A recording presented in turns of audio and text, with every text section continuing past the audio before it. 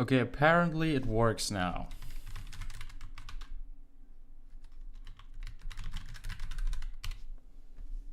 Hopefully it does.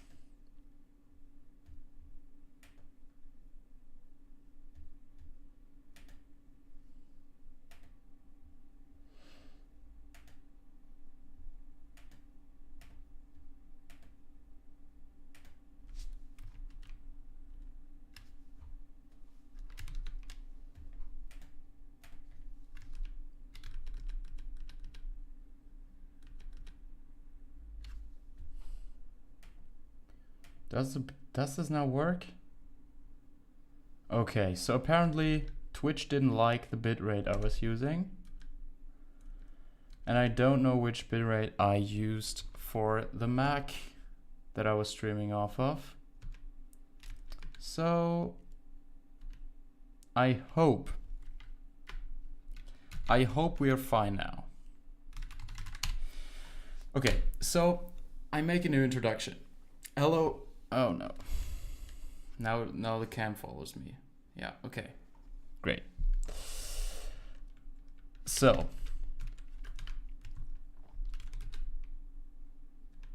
let's make a new introduction. So hello everyone and welcome to this live stream. It's been a week since I've been live, but we're back.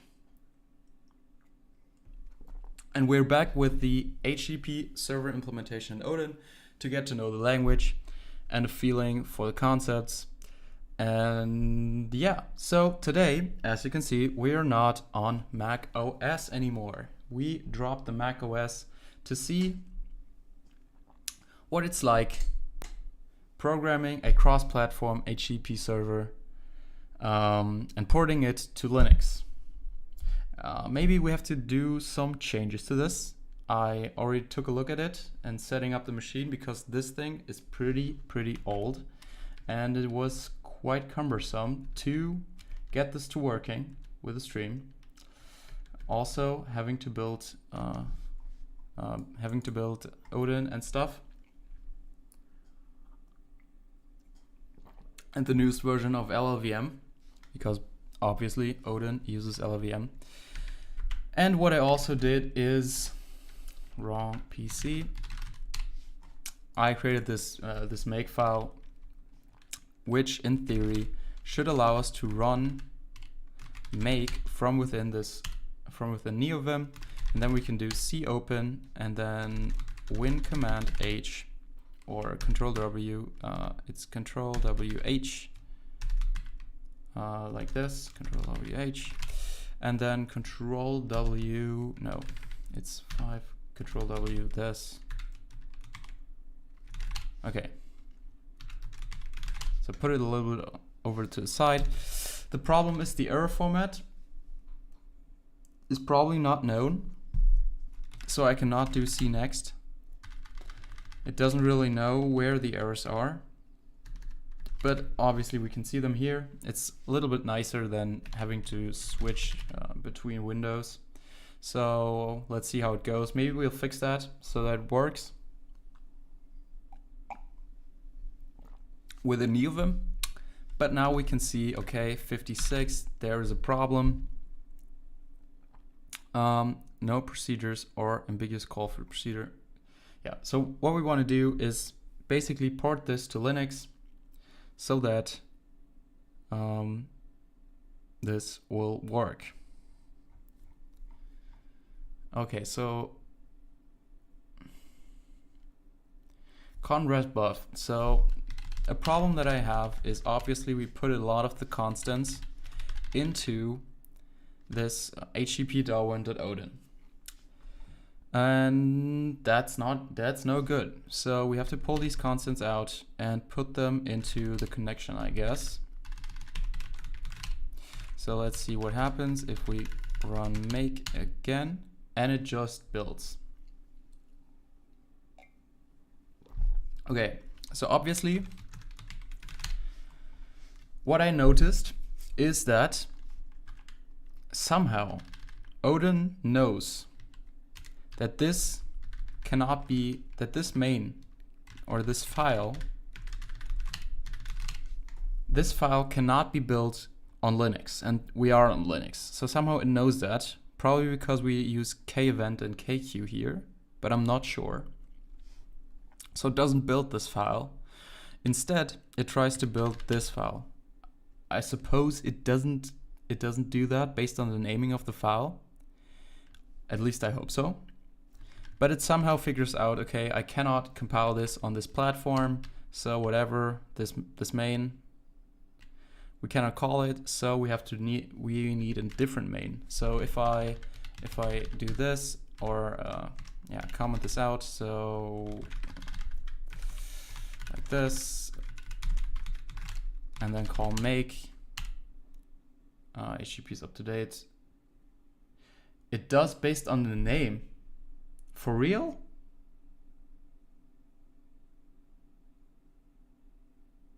I don't really believe that. I don't believe it does it based on the name. That would be kind of ridiculous.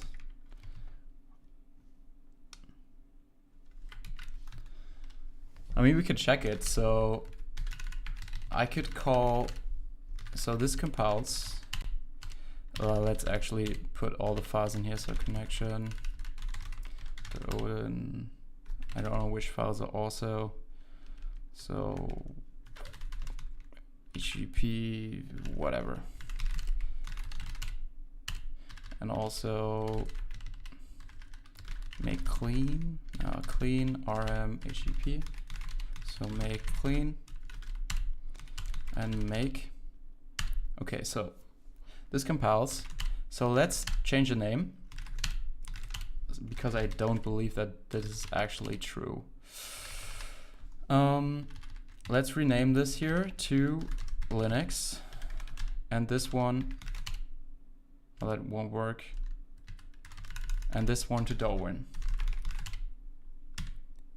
So the Darwin code now has this main file, and the Linux code has this main file. And now if you run make clean and make, you're right. It does it based on the name.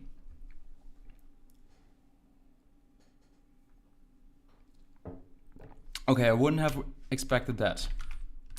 So let's rename this again. That's kind of crazy.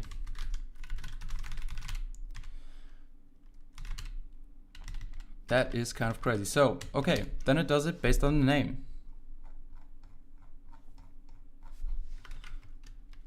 That's sick. I wouldn't have expected that, to be honest. Odin overview. Let's pull up this page. Okay, and so what we basically have to do is mostly the same as in here. So let's just copy it over to our Linux. And let's see what we have to do. So our init socket probably works because we used the or when blocks. Yeah, I didn't use when blocks. I did not use when blocks.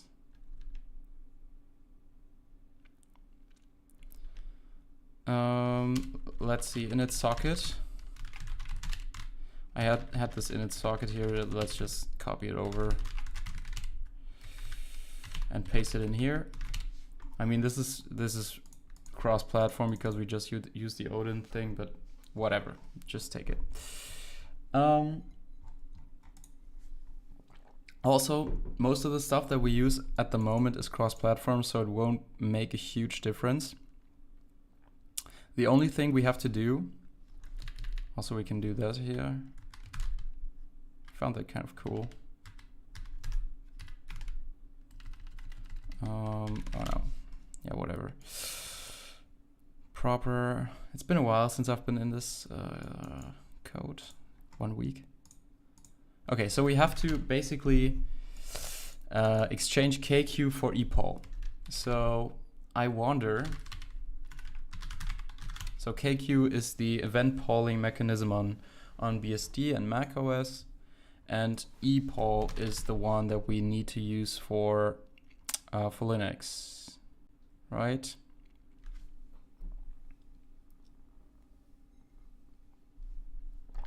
I did try IOUing. What? Okay, 1 second.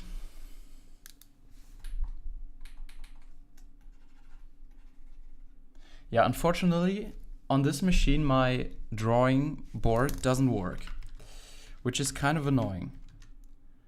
And I don't believe I can get to fix it today. My idea was, so IOUing basically spins off a kernel thread that handles all of the IO for you. So there is a submission queue and a completion queue, and you put things to write on the submission queue and wait for the completion. Basically asynchronous IO. So the thing is, we don't know when something comes, so we don't know whether something's available on the socket or not. We could just basically make a spinning queue, but what I was trying to do, or what I thought of would be nice, would be to have epoll in combination with IOUing. So wait for something to be available, and then use IOUing to hand off the reads and writes to the queue and to the kernel thread. Yeah. So that was my idea. But let's just try and exchange KQ for epoll first. So what we need is import core sys Linux. And so epoll create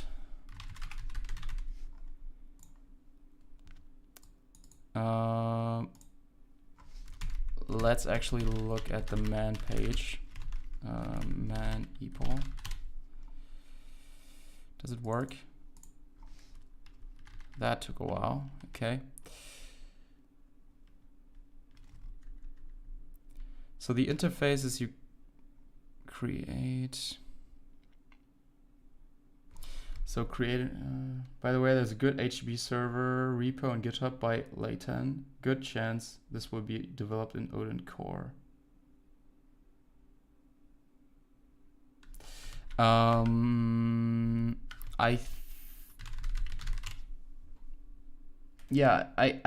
think I already saw this. Yes, I saw this.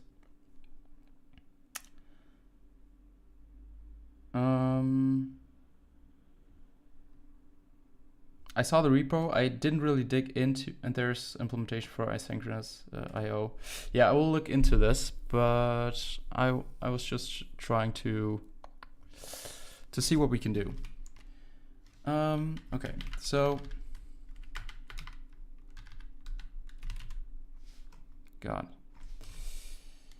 now I'm on the wrong PC. So we want to create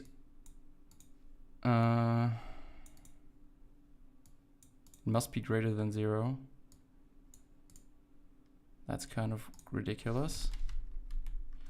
Okay, let's look at epoll create.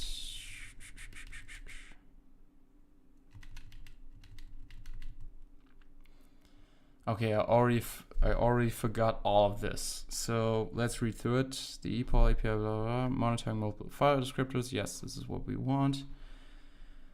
The central concept of the epoll API is the epoll instance in an in-kernel data structure, which from a user space perspective can be considered as a container for two lists: the interest list, a set of file descriptors that a process is registered and interested in monitoring; the ready list, a set of file descriptors that are ready. Okay, that's somewhat similar to what KQ does. It has a change list and an event list. And we add to the change list. Okay, so Epoll create creates a new epoll instance, returns a file descriptor referring to that instance. Epoll create 1 extends the functionality of epoll create. Interested in particular file descriptors, blah, blah, blah, blah. So there's level triggered and edge triggered stuff. The epoll event distribution interface is able to behave both as edge triggered and level triggered. The difference between the two mechanisms can be described as follows. Suppose that this following scenario happens. The file descriptor that represents the read side of the pipe is registered on the epoll instance. A pipe writer writes 2 kilobytes of data on the right side of the pipe. A call to epoll wait is done that will return RFD as a ready file descriptor. The pipe reader reads 1 kilobyte of data from RFD. A call to epoll wait is done. If the RFD file descriptor has been added to epoll interface using the epoll edge triggered flag, the call to epoll wait done in step 5 will probably hang despite the available data still present in the file input buffer. Yeah, so this has to do with whether you read the entire data or not. Meanwhile, the remote peer might be expecting a response based on the data it already sent. The reason for this is that edge triggered mode delivers events only when changes occur on the monitoring file descriptors. So in step 5, the caller might end up waiting for some data that is already present inside the input buffer. In the above example, an event on RFD will be generated because of the write done in 2, and the event is consumed in 3. Since the read operation done in 4 does not consume the whole buffer data, the call to epoll wait done in step 5 might block indefinitely. Yep. An application that employs the epoll ET flag should use non-blocking file descriptors to avoid having a blocking read or write starve a task that is handling multiple file descriptors. The suggested way to use epoll as an edge-triggered interface is as follows: with non-blocking file descriptors and by waiting for an event only after read and write return E again. Okay. When used as a level-triggered interface, epoll is simply a faster poll and can be used wherever the latter is used since it shares the same semantics. So I think we start with a level-triggered mechanism.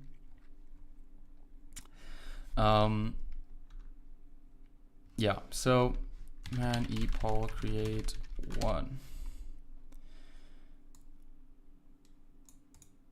If flags is 0, then other than the fact that the obsolete size argument is dropped, epoll create is the same as epoll create. The following value can be included in the flags to obtain different behavior. Epoll close. Okay. Let's go to the example. So let's do linux.epoll create 1. So this would be up here. Yeah, let's just, should we get rid of the KQ things? Okay, epoll create. Then we have to probably, so does this return an error? Epoll create 1, FD and error now. So this is EFD and error now. If so, errno. Okay, this is the same as here. So this can be replaced. Epoll create. This, I don't really know what the size does. Epoll flag bits. Okay, there are a lot of flags. I don't know what they mean, but let's just pass a 0 in there. Next thing, we have to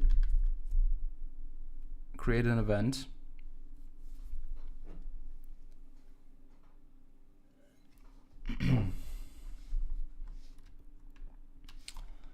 This should be in here as well, right? So epoll control.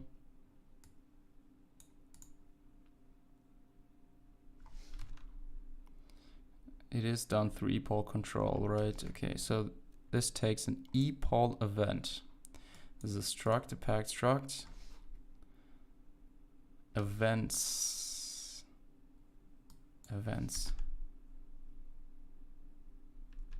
Okay, good. So let's call this a server event. This is a Linux epoll event. This takes this thing. So ET is event triggered. In, I don't really know what in is. So let's see. Epoll in. So this would be events or something like .in. Something like this. And error maybe.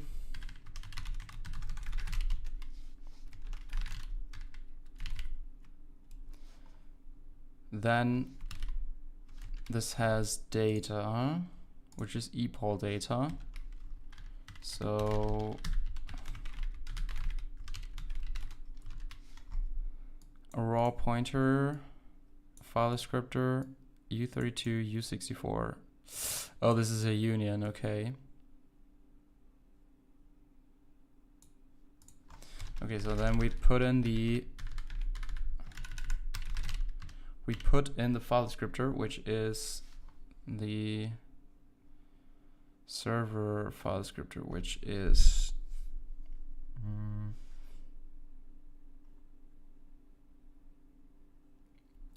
and socket init, the socket. I guess that's what we did here. Let's see. Let's go to Darwin, and here we instantiated this and a UN pointer. Yeah, I don't know how raw units work again. And Odin, raw union.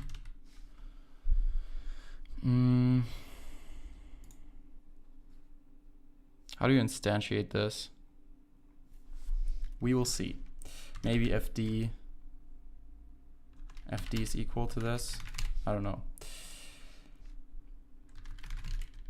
So we have the event, then we want to put it onto our epoll. This is epoll control. Epoll control takes the epoll FD, EFD, the int op. So this is control add. Let's see. Epoll control. And we saw that epoll control add. So this is add. Next thing, the file descriptor. Oh yeah. So this is the data, right? We can just put a 0 in here. This is the way. 1 second. I have to get some water.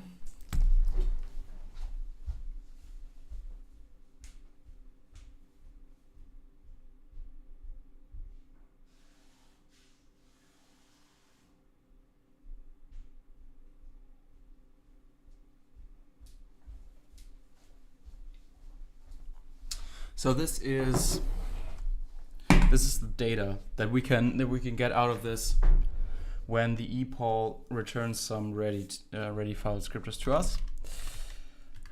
For the server event, we just call it 0. I don't know what we did back here. We just plugged in 0. So then we put in the socket, and the event. So a pointer to, where is it? Also, my mouse just disappeared. Event, epoll control.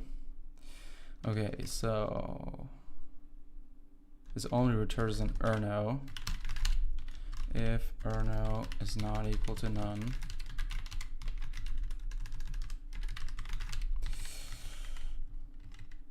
Can I create kernel q equal. Also the logging, something we should consider making a little bit better. Cannot and return.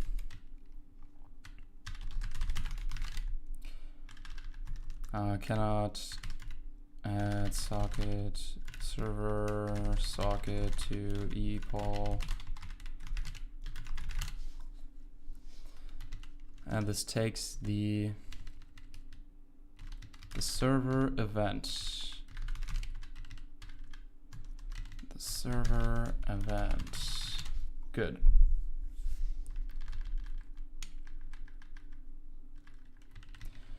So,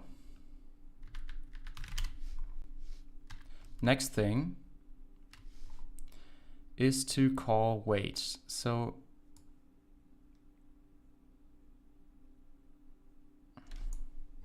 I wonder what the difference between wait and p-wait is. We can look at that. So man equal wait.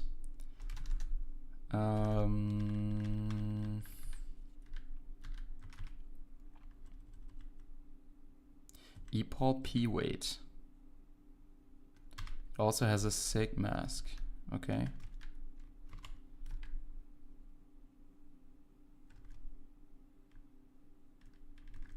Equal p-wait. It's analogous to the relationship between select and p-select.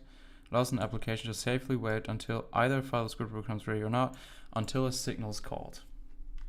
Okay, probably p-wait would be better, but whatever. So equal wait, and then we wait on the EFD, and equal, we need events, okay, which is a raw pointer.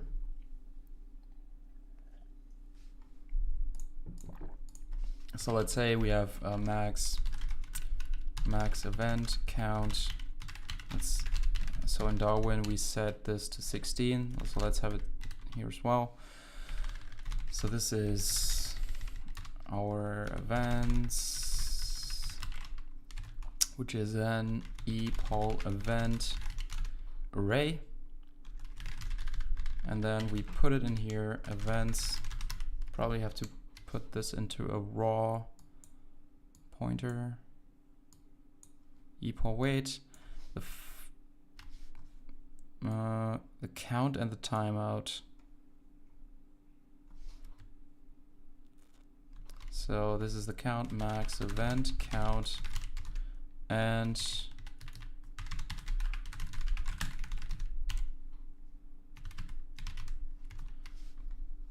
the timeout.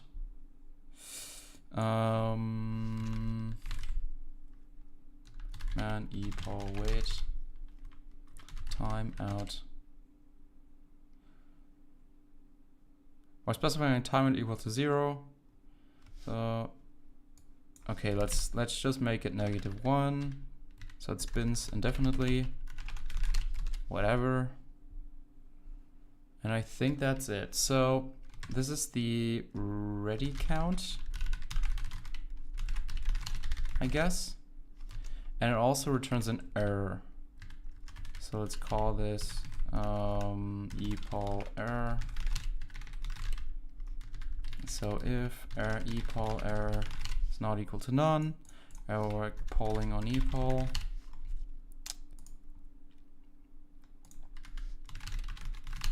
So we don't need to maintain a change list. We just have to add. Okay, this is the, so let's say this is the event is equal to events at event idx. This is the event. So equal event Oh yeah, it should set the file descriptor, right?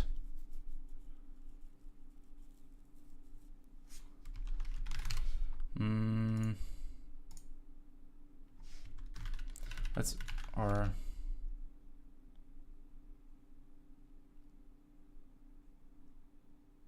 we need some way of identifying this.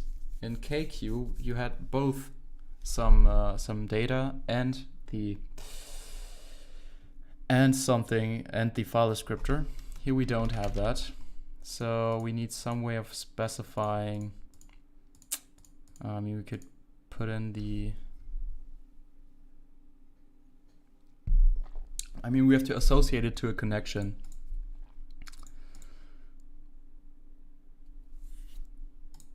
We could I32, U32, something like that.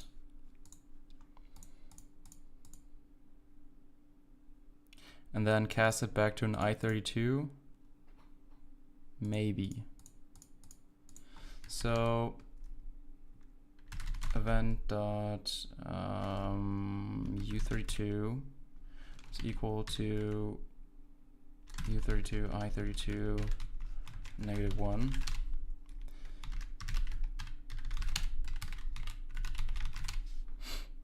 Then we have the server socket.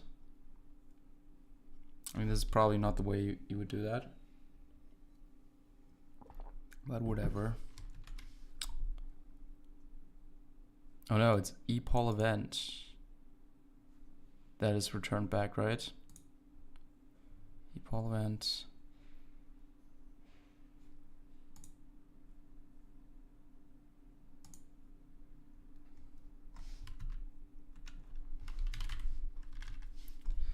ePol wait. Max events. Okay. They had an example here, right? So yeah, you have to access the data.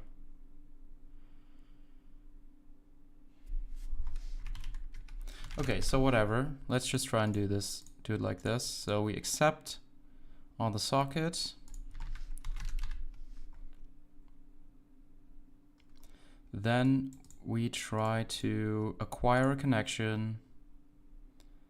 We do this, and then we specify a new event, which is a Linux ePol. I also forgot that up here, right? So this is a Linux ePol event.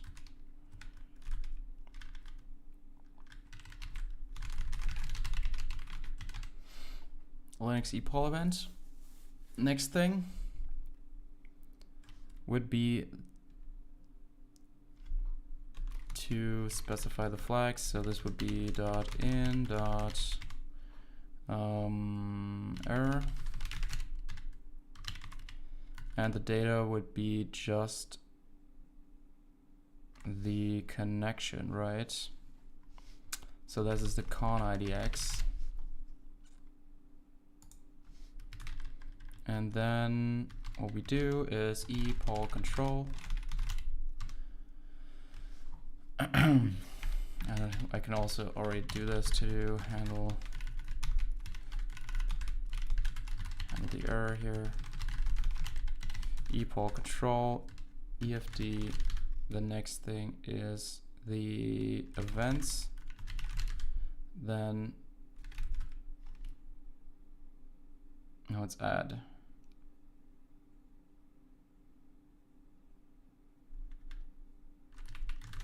.add.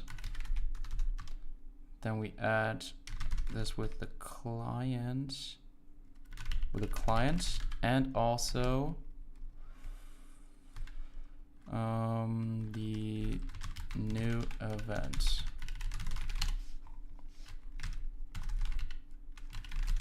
If errno is not equal to none, print line cannot error while adding client connection to equal return.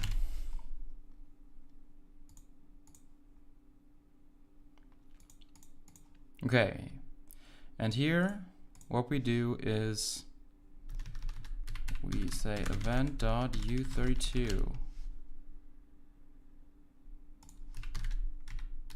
We don't have to cast this to u32, it's already u32. Then we use this to index the connections, and we should be fine. So I don't know if this builds. Got a new line, so 94. Error, yeah, of course. So C open, and then put it up here. So mem.arena is not a type. We have to import that. Import core mem.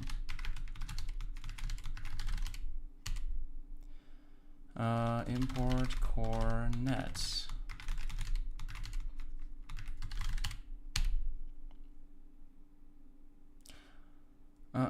Cannot convert untyped value 0 to bit set from untyped integer. So this is an epoll create, right? Epoll create 1.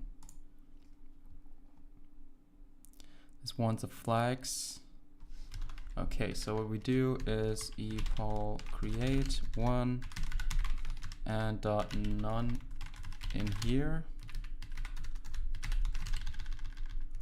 Let's do this.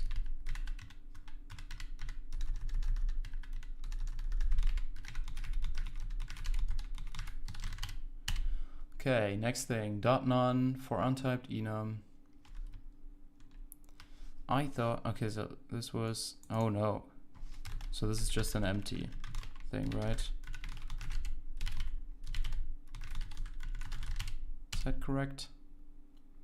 Okay, U32, I30. So this would be U32 is equal to this.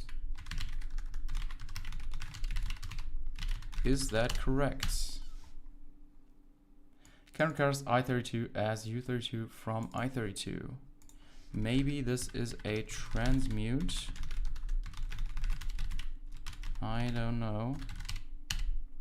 Okay, that helped. Epoll control. Yes, that is right. I forgot that. Probably I forgot that everywhere else as well. Great.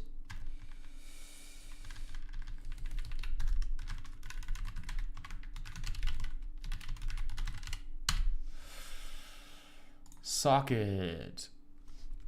So an FD, I suppose an FD is just backed by an int, but I'm not sure. So linux.fd, or what is it? Distinct I32. So let's just try to cast this to an FD.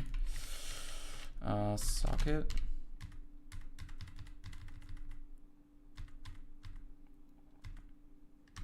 FD.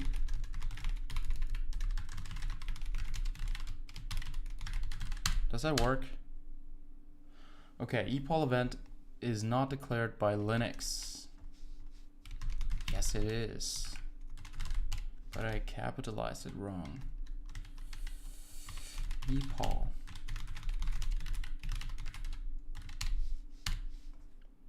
Okay, cannot assign value events of type. So now we have to make this events a raw pointer, which is raw data.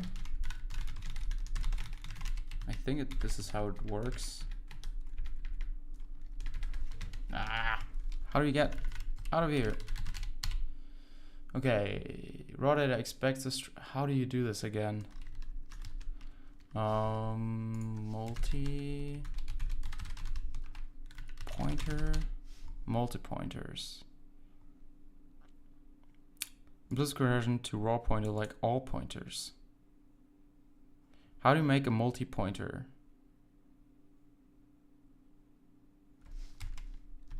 Like this?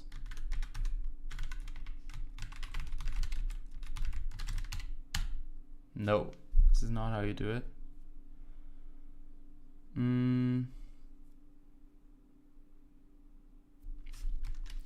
How do you cast this?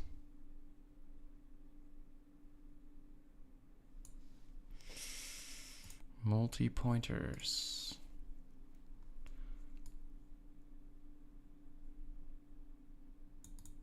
It's 0 values, nil.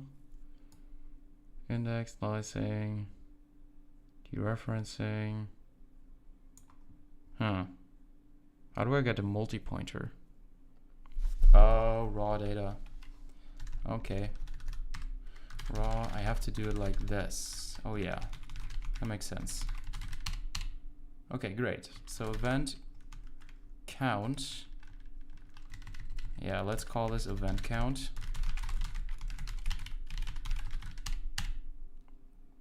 We're getting there. Event.u32. So this is the event. It's event.data.u32. I32 transmute this. We can make this a constant. So let's just say -1 u32 transmute. I don't know if this works. I32 -1. -1.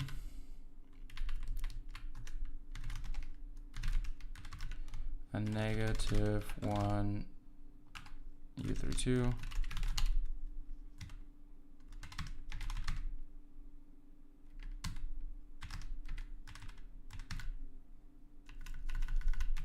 -1 u32.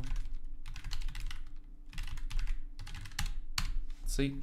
Change count. Okay. An assertion in there that we don't need.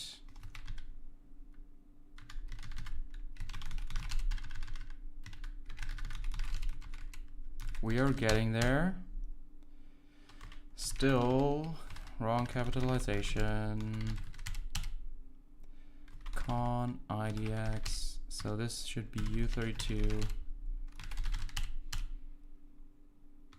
Event.u32. This is event.data.u32. Let's see. K event still there. Client. So this is in line 99. We want the linux.fd.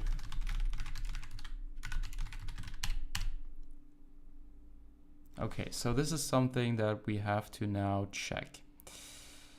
The thing is, in KQ,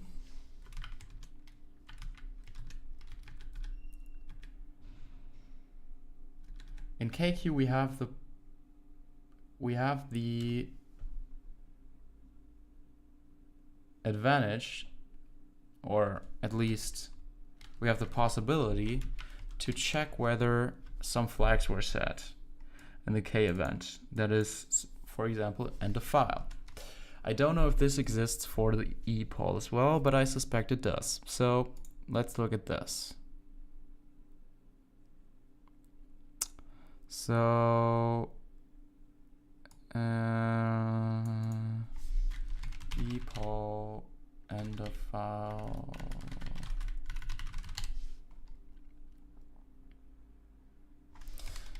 Because I don't really know when I should close the connection. I mean, I don't know. If the client closes the connection, how do I get to know whether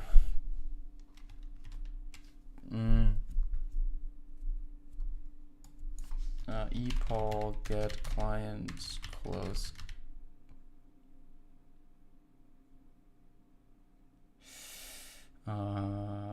Events. Maybe Google this. How to tag client side close? Oh, that's Python.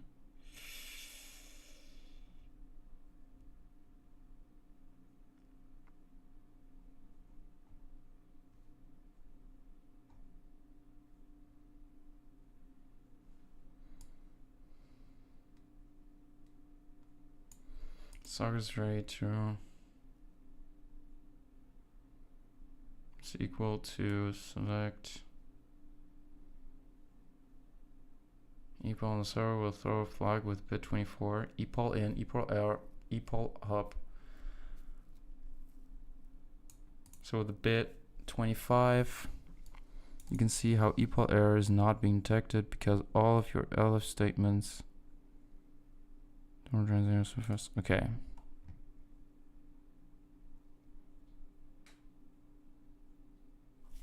So it sets epoll.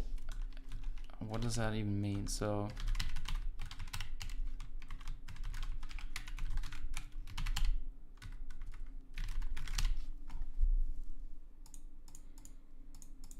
this would be an event dot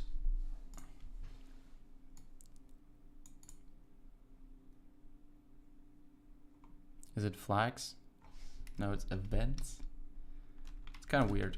Event dot events. Weird name. And how do you do that again? So bit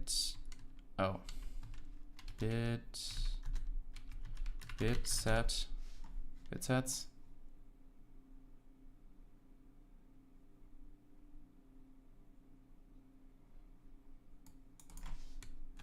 So we can do that, or like so this would be up, hang up, I don't know, hang up, or error.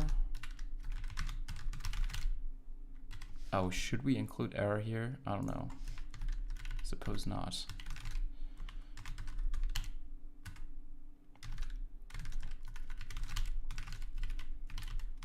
Okay.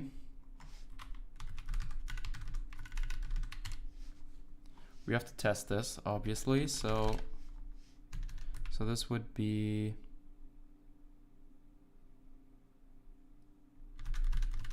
client con dot, let's see, connection. This is the client socket.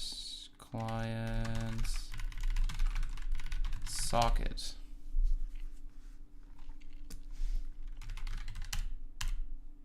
Okay, dot counter term type for implicit selector in event.events.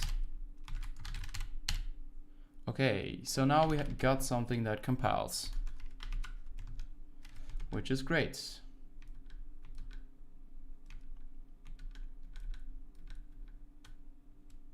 Let's see if it also works. So let's, oh, that's bad. Let's see if LLDB helps us here. Uh-oh. This is in reader. This is bad. So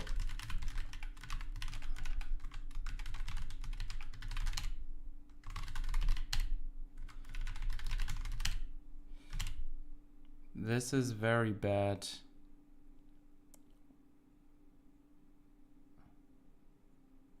Why does it segmentation fault? And where does it do it? So let's go and just break HTTP Linux at Odin and break it at 9. Run. Okay, we got some socket. That's right. We initialize the arena. We got some memory. We got some connection pool. We initialize all the pools. That's good. So now we initialize the asset store. This is where, yeah, this is where things break. So let's rerun this. Well, let's break assets. So this is asset store. I wonder why. I wonder why this happens. I believe I didn't really change anything here.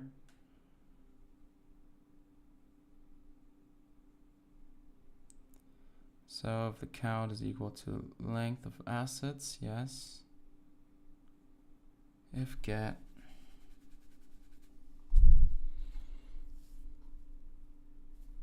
that should work as well. So let's just break here. 48 break assets at Odin 48. Run. Continue. Okay. So this works. So some valid address with asset baster also works.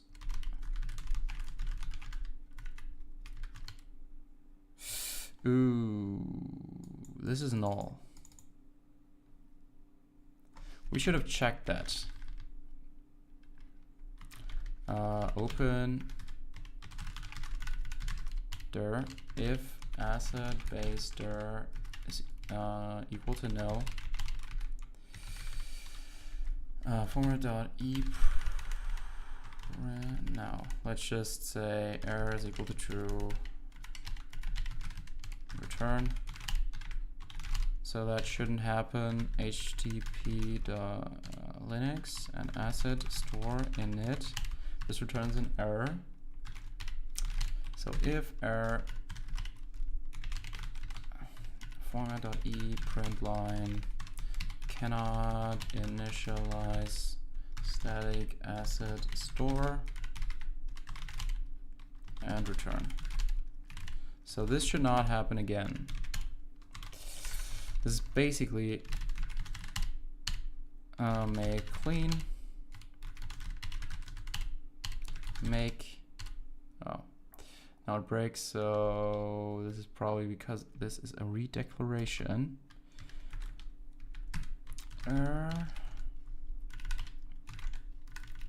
Where's it? Asset baster.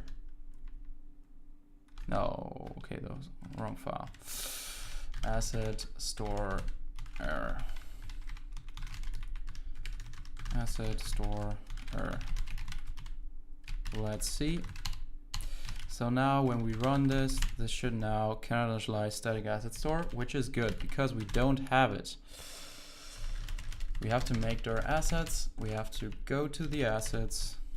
No, let's actually do it differently. RMRF assets. Let's go into oil. Let's create a new directory, assets. Yes. Go in here, index.html, about.html. Save it. Index. So this is some HTML file, HTML, HTML, head, body.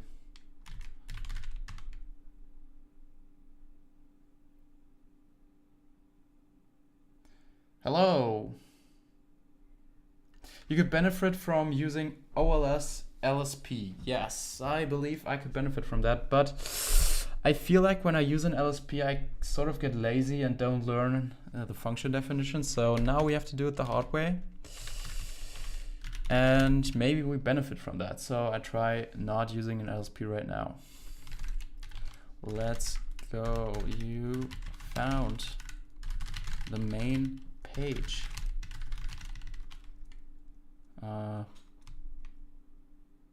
Main page. How are you? I am fine. How are you? Okay, let's copy this about. No, where's the about? Here. Paste it in here. About page. Oh man, you got lucky. You got lucky finding my about page. Okay. I don't think we have to. So now it finds it. That's great. Let's see. Localhost 8080 index.html. Does it work? Yes. Okay. Cheer up with work, bro. Yes. Okay. Yeah. I wish you the best for your task.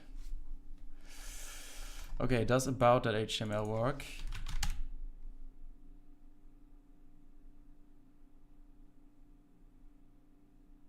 Basically what Ginger Bill are saying about LSP.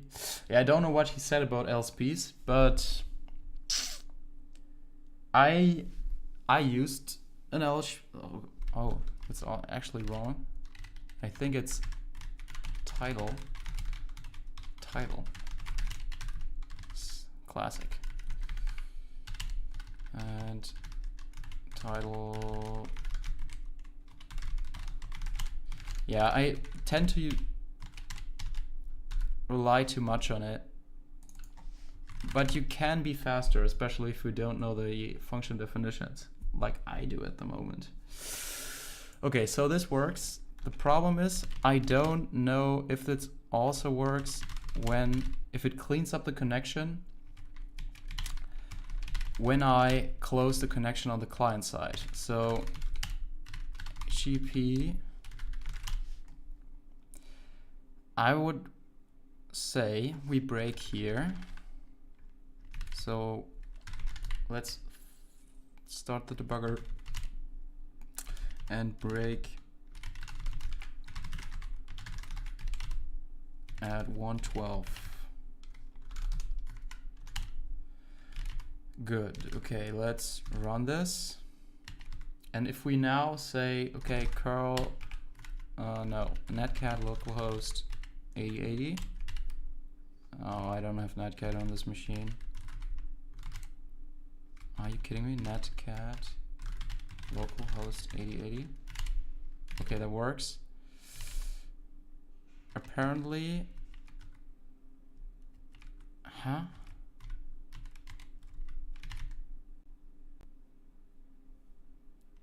Okay, rerun this. I don't know what happened.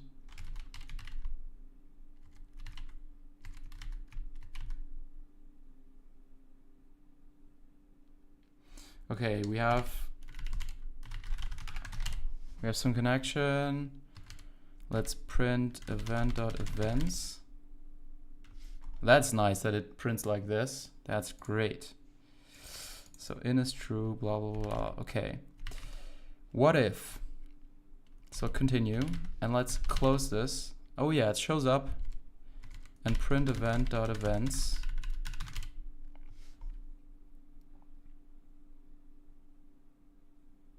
In true.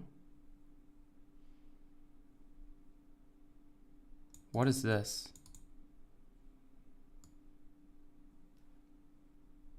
Okay.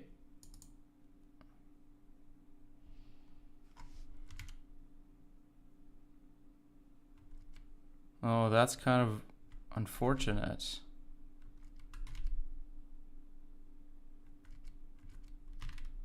Okay, what? I don't really know what's happening here. So there's a 3. What is LSP gives an option to jump into? Yeah, that's something that might be good. So jump to definition, great. Yeah, maybe we try the LSP, but for me also the LSP, maybe it was just, I don't know, the bad implementation or whatever, but it slowed my NeoVim down by quite a bit. Let's see. So, okay. I don't know why it's like this here, but whatever. Okay, so this should be, let's see, epoll event kind. So this is error. Yeah, this is error. 3 is error. Good. Then we close the connection. So and release the connection. So this works. I guess this works. Localhost 8080 index.html. Continue. Good. Okay, that's the port. That's actually quite easy. Next thing I want to do is I want to pull from http.odin. I want to pull the read call into the platform specific layer. Do you stream all days? I stream when I have time. Usually that's Monday, Tuesday, maybe Thursday, and maybe on the weekends, but I don't really have a good schedule right now. But maybe I will fix that and get a real schedule if I get serious about this. Yeah, so at the moment it's not, yeah, I don't know. Okay, so it's not full-time streaming. I couldn't afford that. Okay, so in here we have a read call, so that's not.read, right? Receive TCP.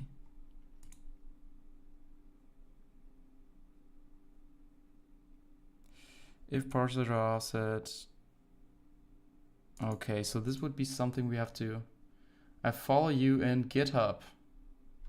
Great. Thank you. My GitHub. I don't know, I maybe. Oh no, I have 2 followers. Great. Thank you for the follow. Oh, you're from Spain. Great.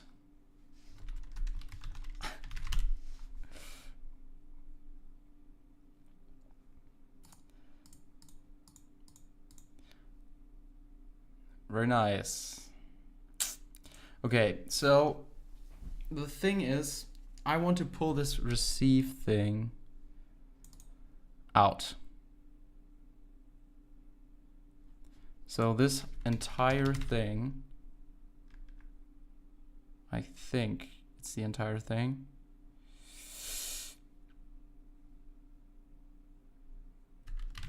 I think I want to pull this into this layer here. So when we don't have these things,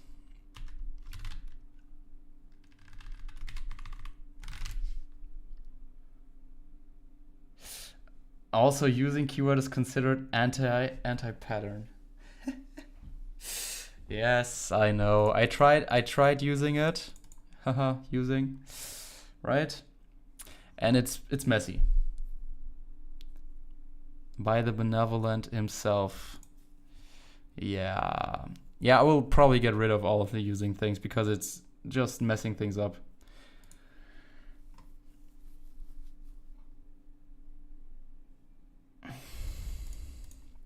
I mean, it's nice for the polymorphism and stuff, but I haven't really tried it for that. So, yeah. So, okay. Parser.offset. This is more like this, right? Okay, this is kind of something I don't like to do here, but whatever. So it's connection. Do we have the client? We call it client con. So this is also client con.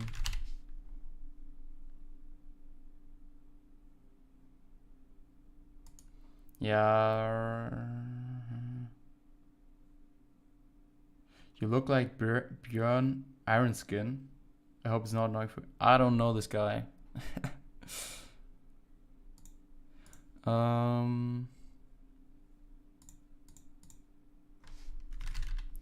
don't have to return here, but we have to. How do we do this? So we have to.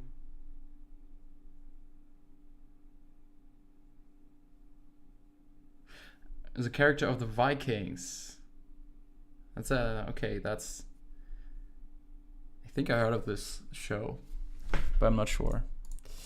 Okay, I want this to go somewhere else.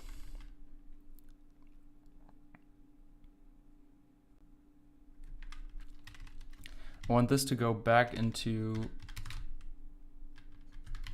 handle http.odin. Let's delete the using connection, because of course anti-pattern. And let's also remove the net.close here and call this close and put the close in the platform specific layer again. So what I want to do here is look at whether the previous offset is equal to the current offset. So then we read just, so it's let's also rename this to con. It's con.parser.offset. Note, this means nothing was read into the buffer, indicating that it is full. Yeah. Okay, there's also close here. Let's call this close. And close. Close. Okay, so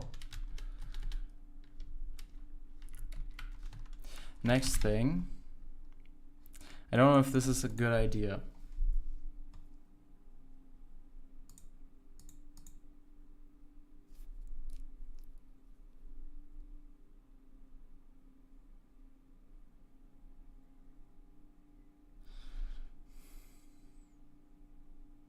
So if there's nothing to read, or this thing is full, we have to return a response with entity too large. But I mean, we can't really.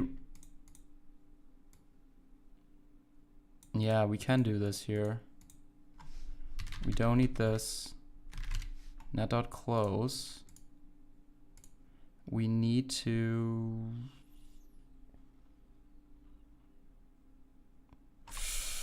Here we also need to connection reset client con and pool release con pool con idx.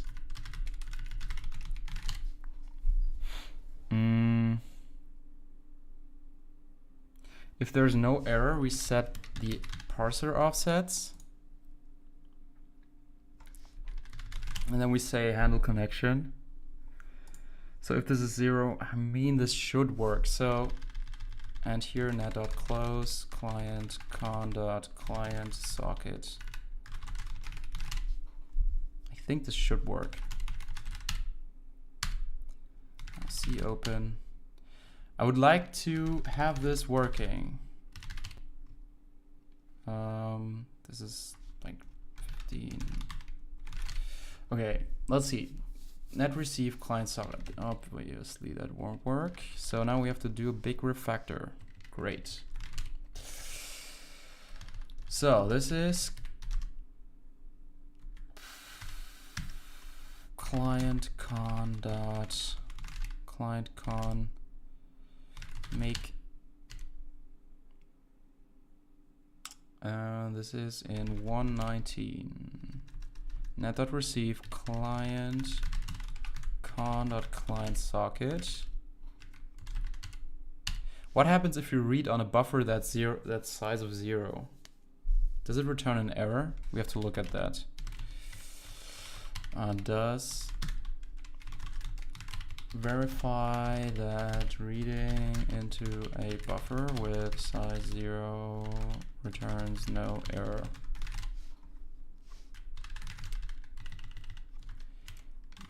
Because we rely on that fact to handle the corresponding response in the platform agnostic code, i.e. http.odin. Okay. We release, and we also have to continue, right? But where do we have to continue? I believe it's this loop. So this gets convoluted, so continue, or whatever, we can just say else. So else this. Let's remove this.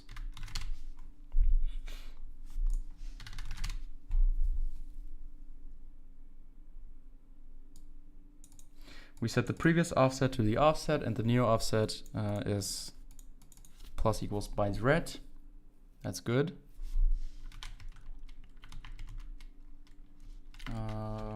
Wrong one. Okay, again, make. Okay, parser.buffer. It's client con.parser. Again, parser. Okay, so now this is probably an http.odin. Parser. This is con. This is con.parser. Con.parser.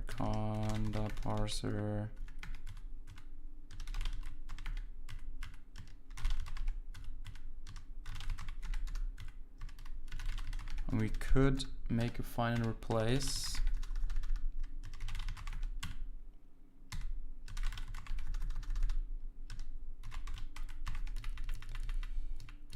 Con.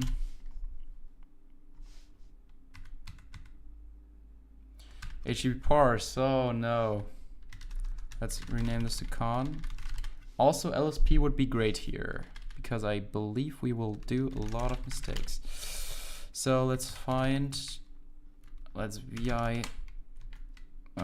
vi this connection con. So that should work. Vi this, and then replace parser. Oh no. Parser state. Oh no, it's con.parser state. It's so this is the devil. Con.parser.prev_offset, con.parser.prev_offset, else con.parser.prev_offset. So this is the code for looking back and being able to find across reads the character return line feed. Buffer is also con.parser.buffer, con.parser.prev_offset, con.parser.offset. Okay, this transmute, I don't like that. This is already transmuted, so we don't need that. Parse header, con.parser.parser state is complete header. Header length, header end is message length. So this is probably also con.parser.message length, which is used, and con.parser.parser state. Why do we use the message length again? I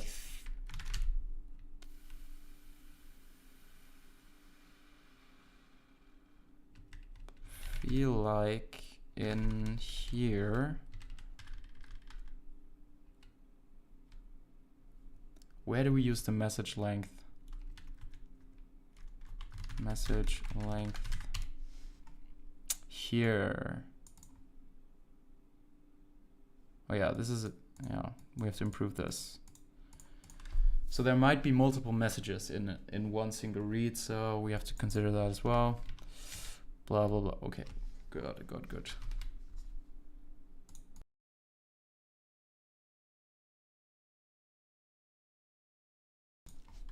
Okay, sorry for that. It's con.parser.offset. Let's see where we are. Also, would be nice to fix this so that it works. I cannot do C next. A little bit unfortunate. So that's HTTP Linux line 122. Client con. Oh, it's client con, right? It's client con. And 128. It's client con dot parser. Client con dot parser. Client con dot parser. Close. I mean, this could just be a Boolean, right? Whatever.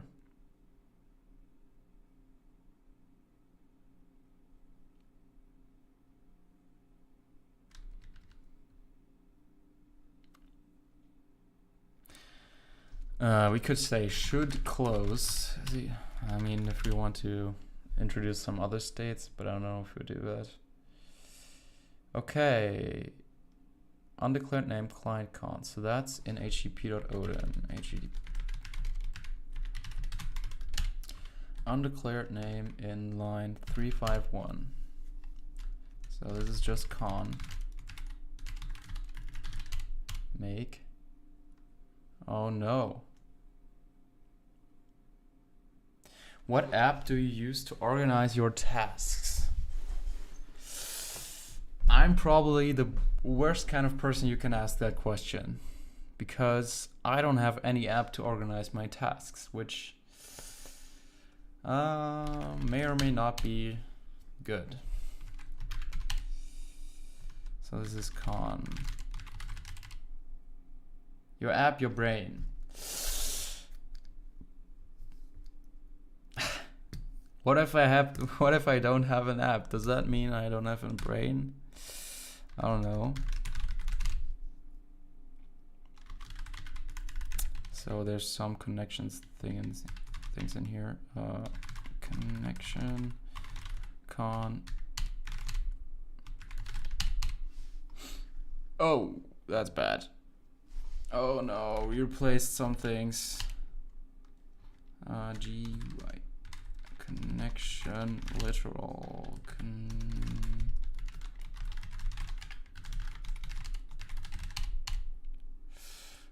oh no. Oh no. Too many replacements.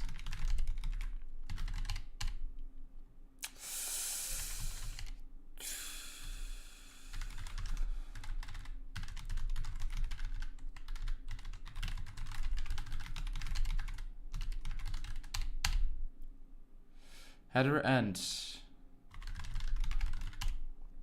that the right line? Yes. So this is con.parser.header end.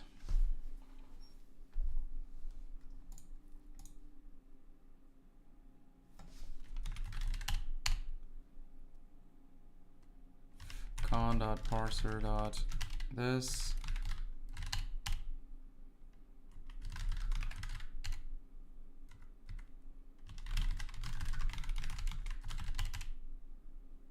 Yeah, using as the devil. 420. Haha.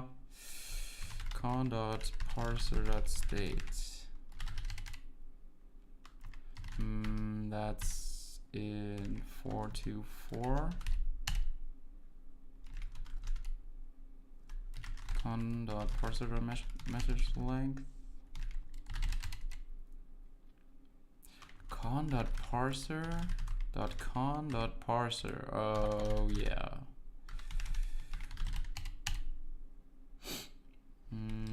425. It would be great if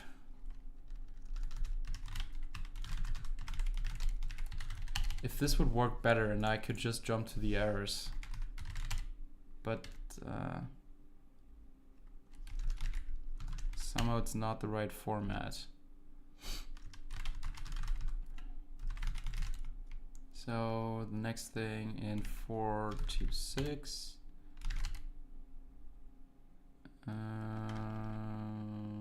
428.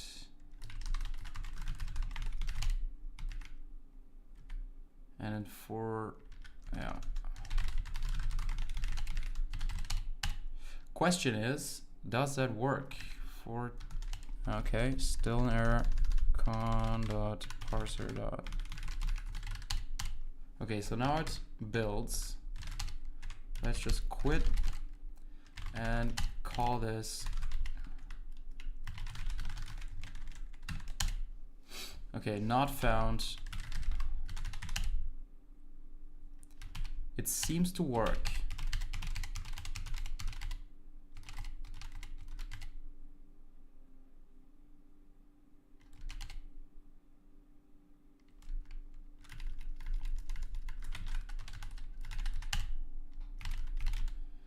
Okay, so the reason I wanted to pull out all of this, yeah, it's not really platform specific because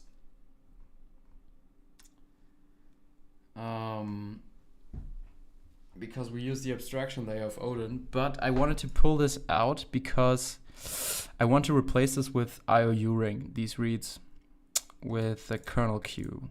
And that's not possible if we have that in our HEP.Odin because macOS doesn't have IOU ring, and that would be a problem. So we have it here in the main loop, and also handle the close here. I think we don't have all closes in here. Oh yeah, we do. Okay. So the thing is, we also have to rewrite all of this now. Because, so this would be net.close client con.client socket.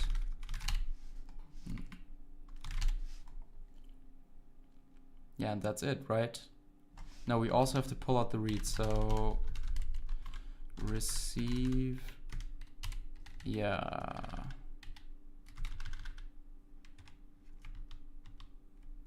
We have to pull this out, and then else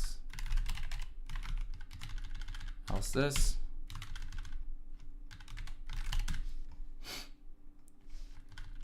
We don't need this. And I think this just works. Let's look at the assets.odin and whatever connection. Writer.odin, memory.odin. That's kind of annoying. Do we have something else? Literals.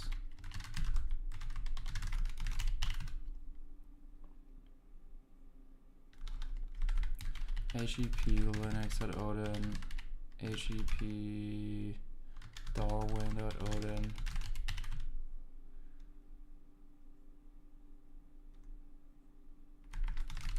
Yeah. Okay, that's great. So when I go here, oh no. Oh no, I did. No free connection slots available. Are you kidding me?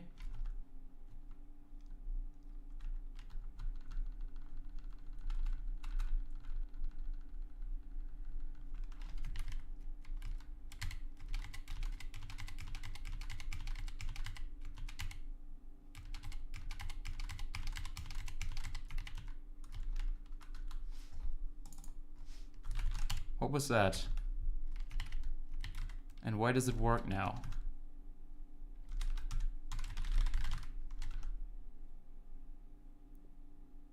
Oh.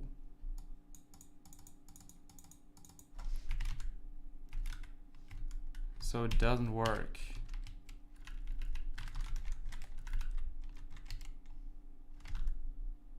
No free connection slots available.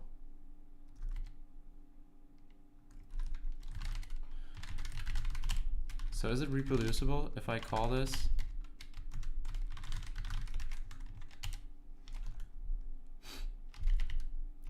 Okay. What is the problem? No free connection. Why do we cannot acquire?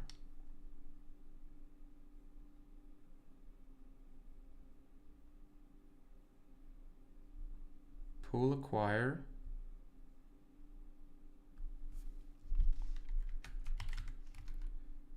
Is it maybe because... Why does it work with curl and not with...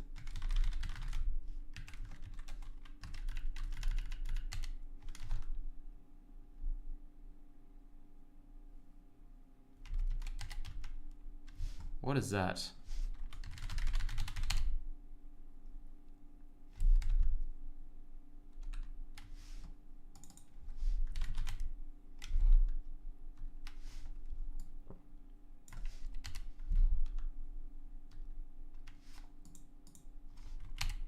Why is that happening? Unable to connect.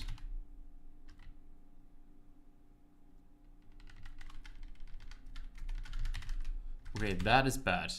So something broke. Full release.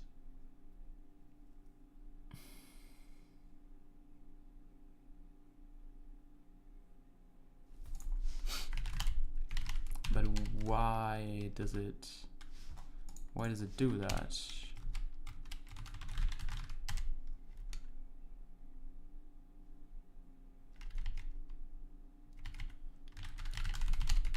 Let's see what happens. So in this thing here,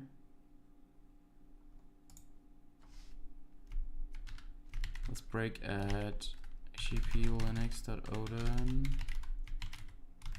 72.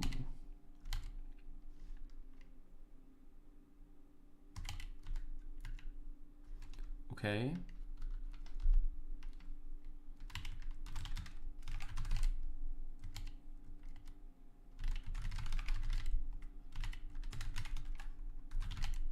There's one event.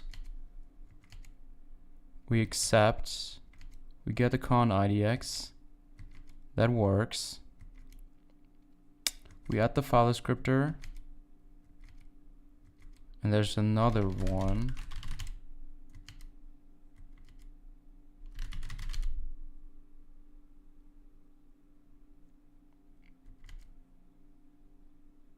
Which is now that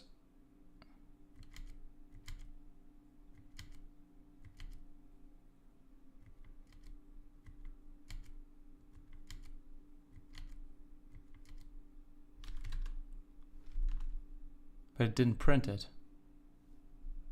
It didn't print it this time, right?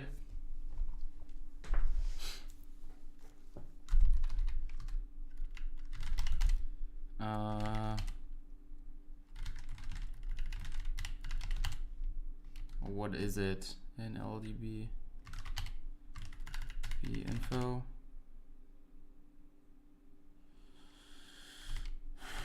Shit. Okay. Let's try and see what happens. So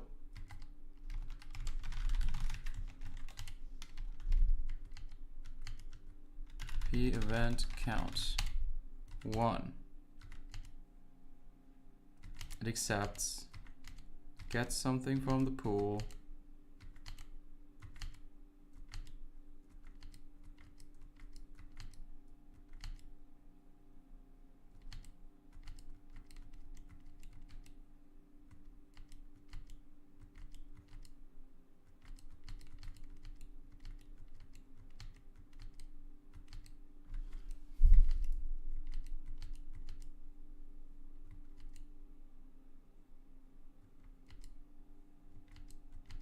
Why does it open so many connections?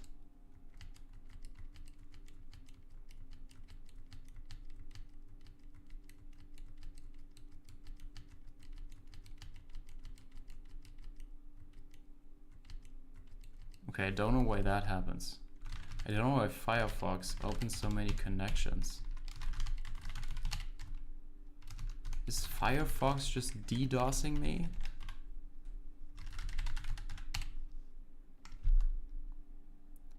connection slots available. So let's print out whenever we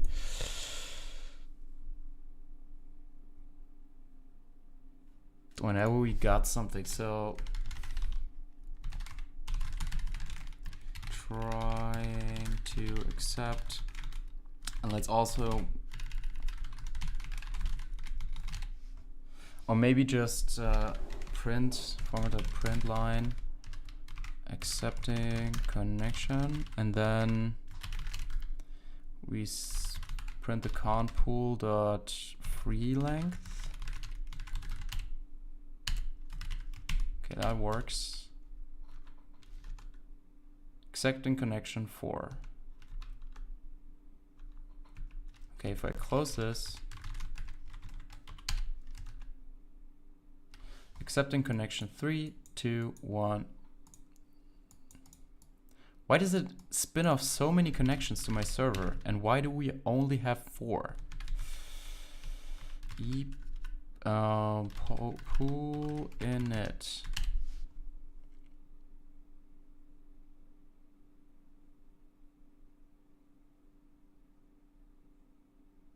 Cons per thread. So what is cons per thread? Cons per thread is 4. Let's make it 128.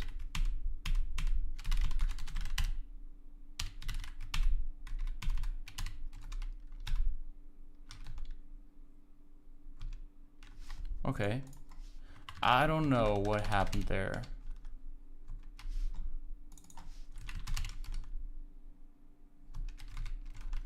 Let's have a net cat localhost. So somehow the browser made a lot of connections, but 4 connections or whatever. Okay. So now we only have 121 free connections. This should now be free. Runtime assertion used length is greater than 0.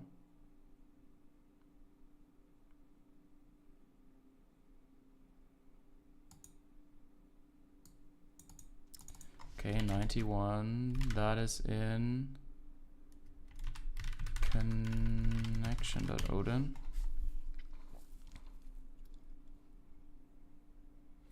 Assert used. So release and used length was 0. Well, that's bad.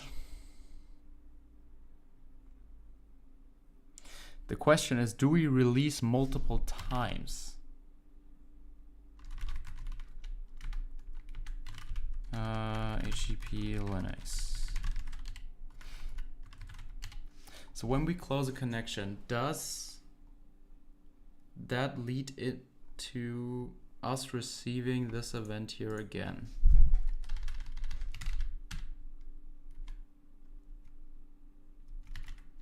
So when I do LDB HTTP, and then maybe break at 133, break HP Linux 113.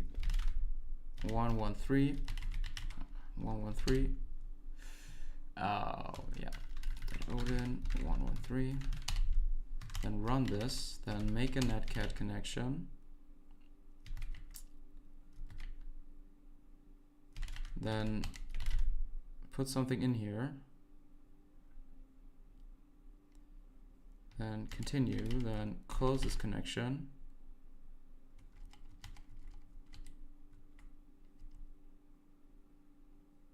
What?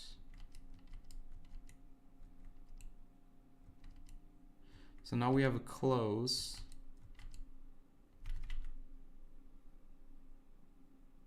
How did that happen? How did that happen?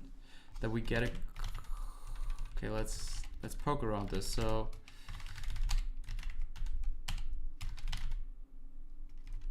that works.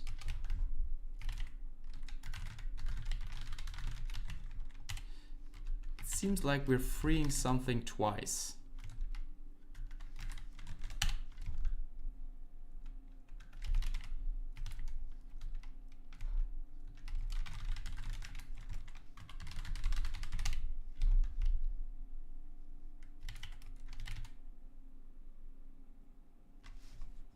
See? Oh no. So let's see. So there's probably doing something very stupid. Also using here. Should probably let's just format our print line. The used length. And also the IDX.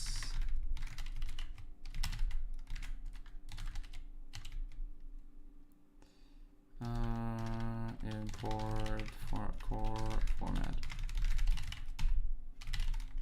Make this. Okay, let's open some connections. This already was, so the used length was 1, now it's 0.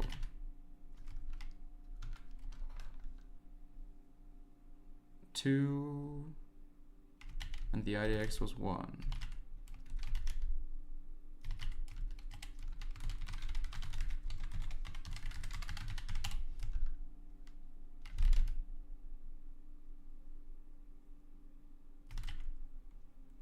Do we have to manually remove this from the ePOL?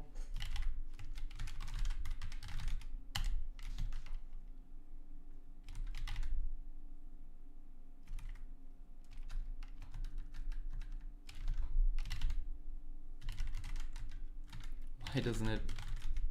So now it doesn't happen anymore.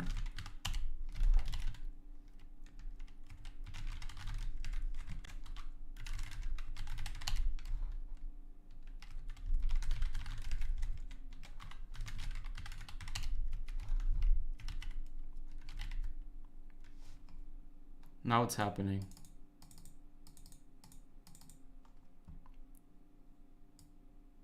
See, we're freeing 0 3 times.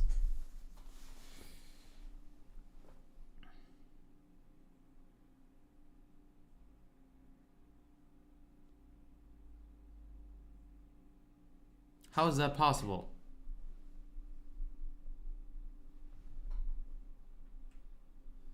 Index 0 is freed 3 times. That should not be possible. And I don't know why this happens.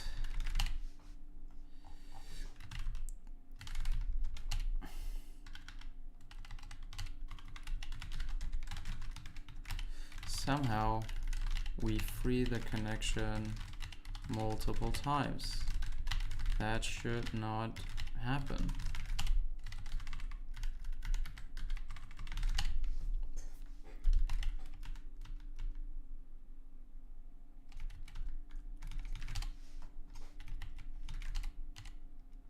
Let's go into the accepting. Let's go into the connection and look at it again. So if we acquire, we just say, okay, format of print line, acquiring, and then IDX. And then here, releasing IDX.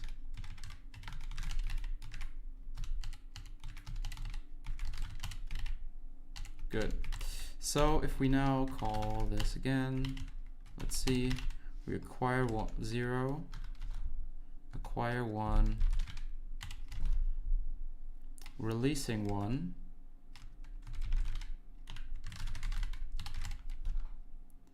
acquiring 1, and if we close this, releasing 0, releasing 0, releasing 0.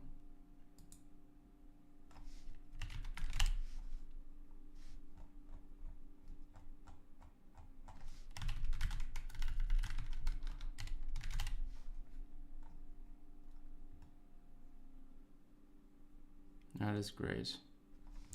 So let's look at the man page.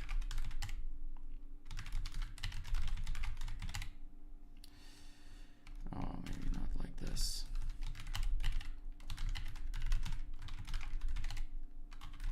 close.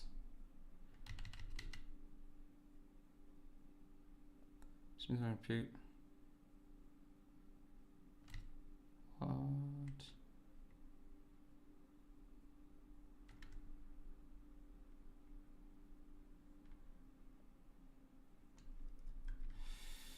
It's not ePol control, it's more like man ePol wait and close.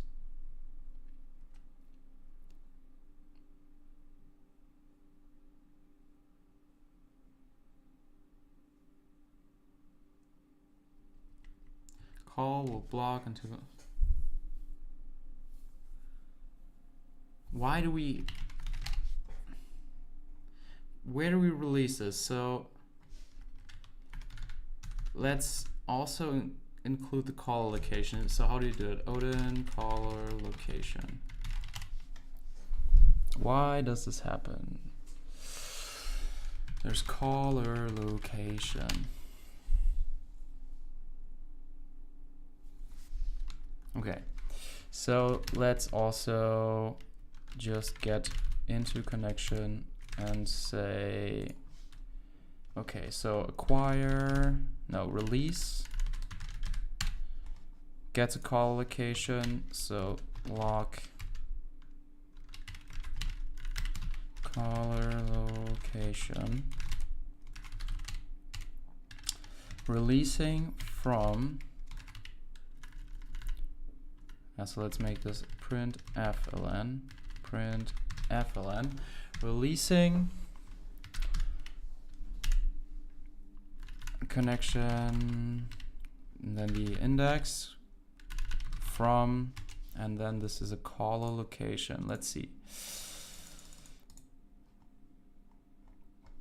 Home, docs, packages, caller location. No. This is a source code location. Source code location. Yeah, well, just print it. Okay, whatever. How do you format that? FMT.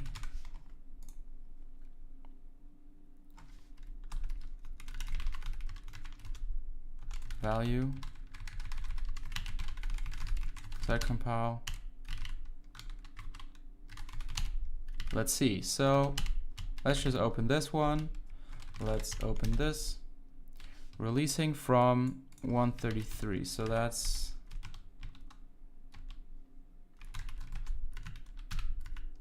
$135, right? 135. Yeah, so that's this one. Let's also make this. Let's acquire something. And then it releases from 135, and then it gets called 2 times again in here. I thought that if I close the socket, that it removes it from the ePol.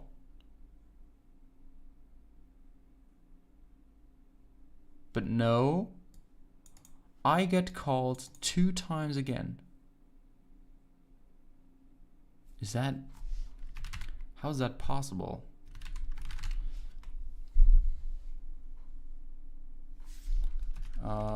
Does closing a socket remove from ePol?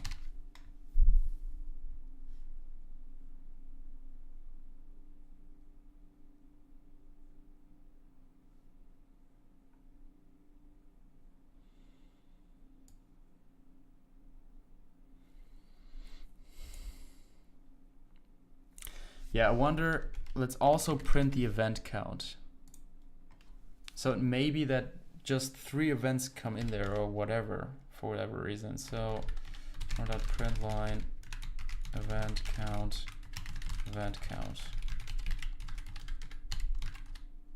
Make. So open this. I don't even know why it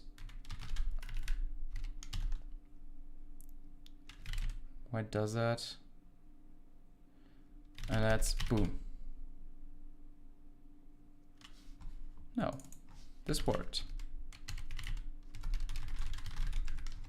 So this time, I don't really understand why acquiring one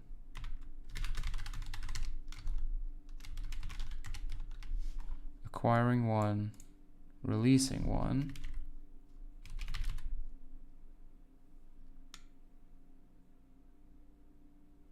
so why does it work now? Is someone willing to explain?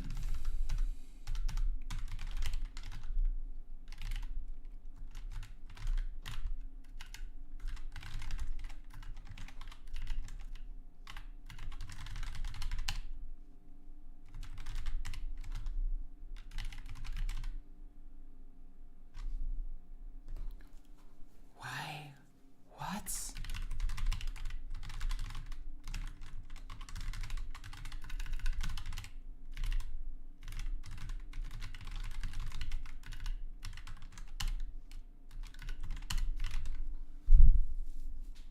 Acquiring 0.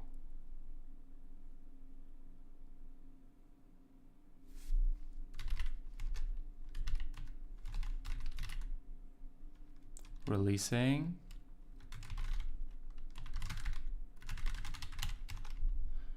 So this acquires 0. This should acquire 1.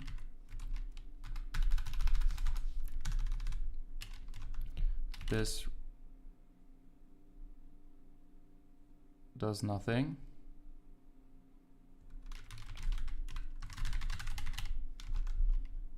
This also doesn't require anything. Oh.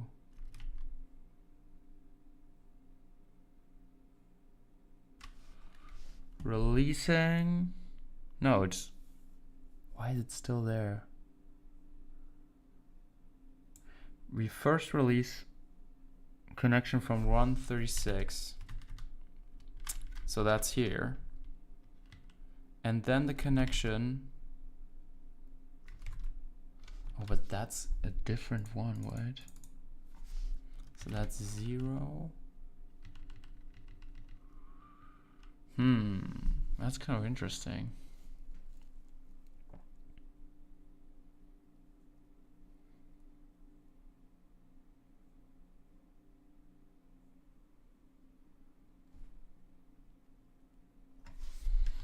What if I reorder this? This shouldn't.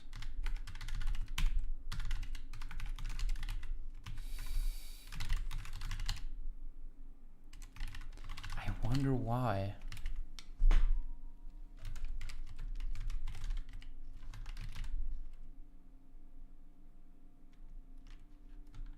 So the event count is not the problem.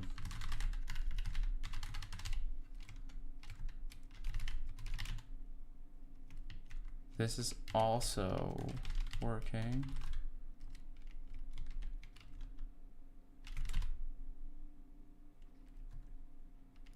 This just doesn't get a response.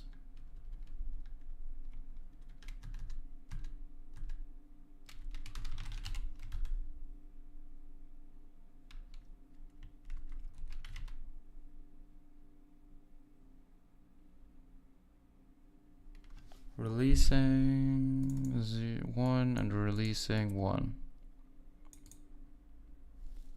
It shouldn't release it multiple times.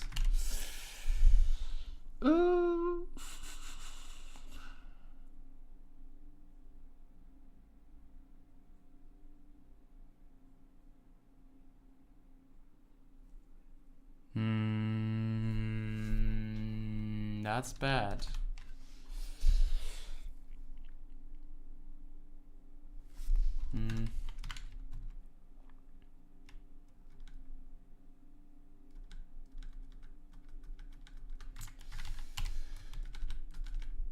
Oh, and thank you for the follow.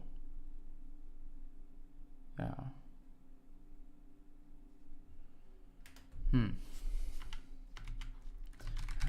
Close, I still. So after the close, I still get.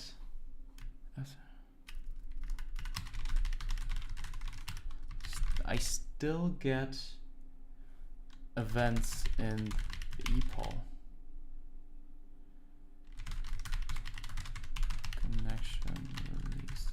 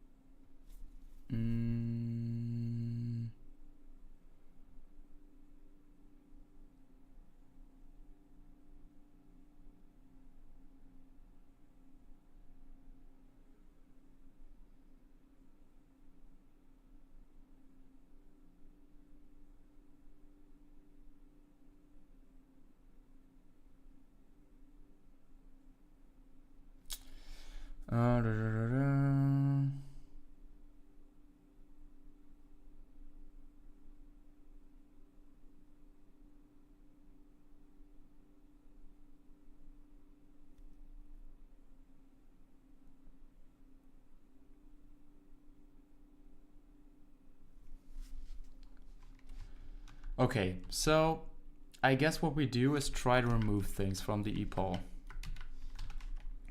So this would be something like delete event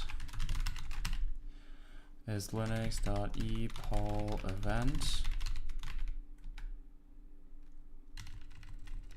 So let's see, so Odin lang packages linux epol event. So was it epol event? Remove from oh yeah, so it's in, no. How do you remove? How do you do a remove? I think it doesn't matter, right?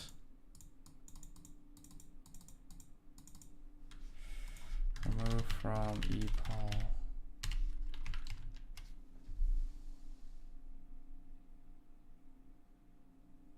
I think it doesn't really require something, or does it?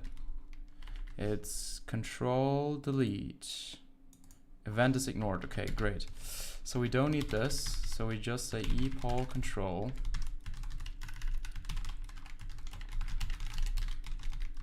And then we, with the EFD, and obviously it's linux.epol control. And it's epol. So how did they name it? Epol control.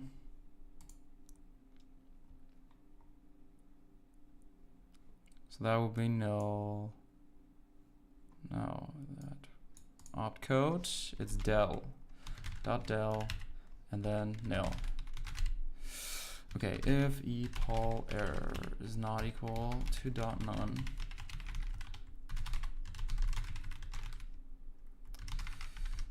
cannot remove also the file descriptor, which is client con.client socket,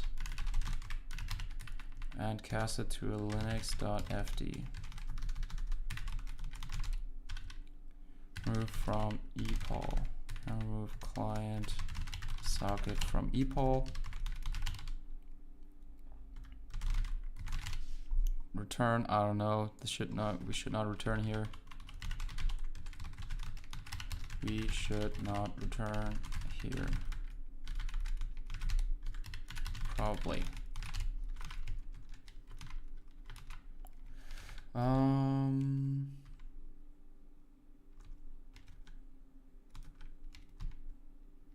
Good, okay. So next thing, we have to also do that here.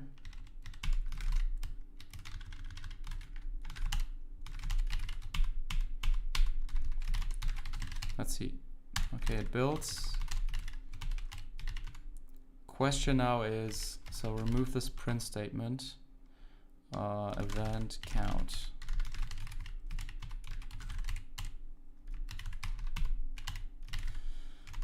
Netcat. Localhost, localhost, localhost, localhost.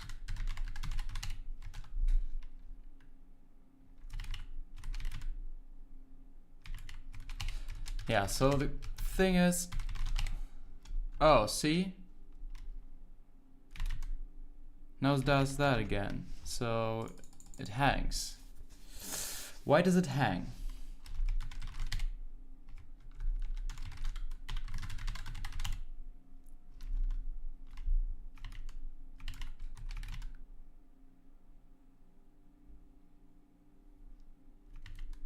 At some point it hangs. I believe there's something wrong in the connection. Oh no. What did I do? Pool acquire. Let's look at this. Let's remove these usings. And pool dot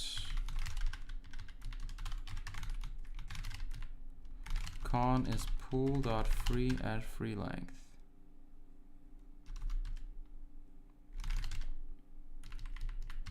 Pool.used length. The index is used length. Used length plus equals 1. That seems correct. Pool.used length. Pool.used. Pool.free. Pool.free length.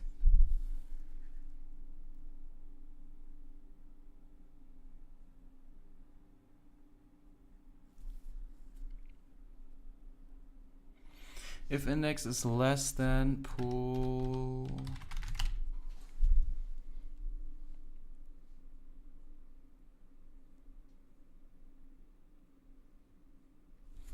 so that's to check whether this is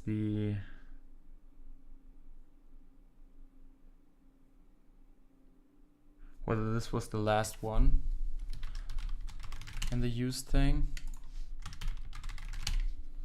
If it's the last one, we don't have to swap, we can just decrement. Pool. And swap these two, right? So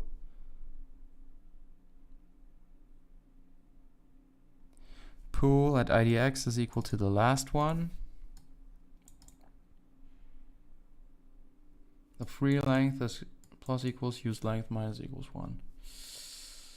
It seems correct.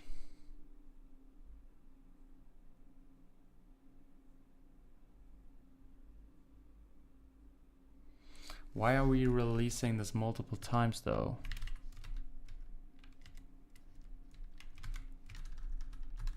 Problem loading the page.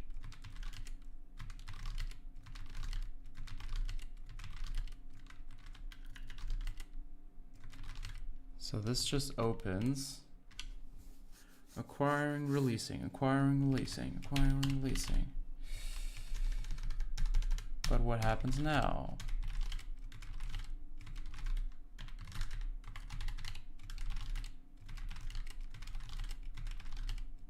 No.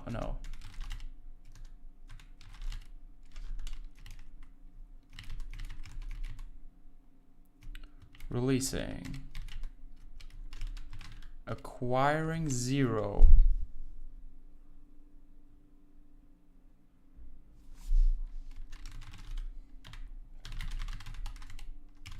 Oh, this is a tedious bug.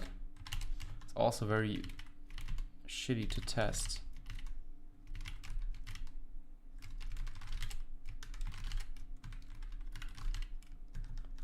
I don't know.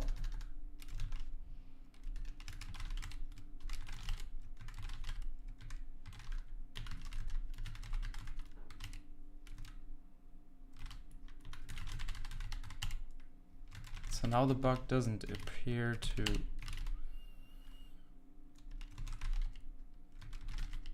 Okay, I don't know what the bug is. Let's also add a curl in here.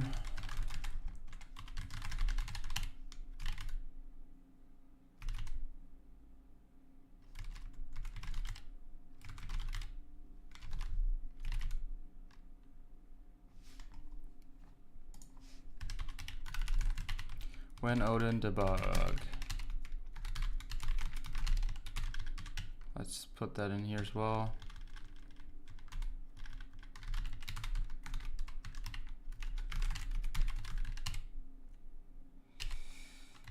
It's pool.useLength, pool.useLength.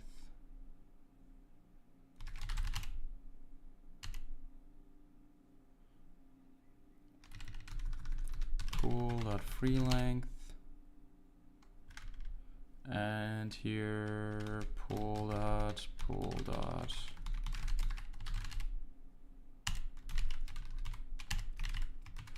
I have no idea what's going on here.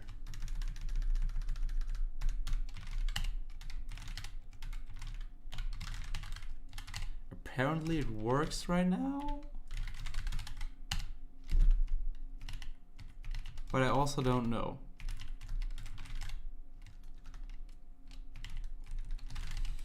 Yeah, let's leave it like that and see. So something is really broken. Test this further. Okay, so look at the status. Git core. Git status, git add, just commit it, added Linux port with epaul. Okay. So I think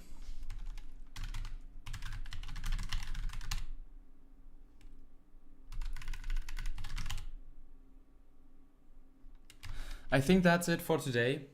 I believe tomorrow we are going to look at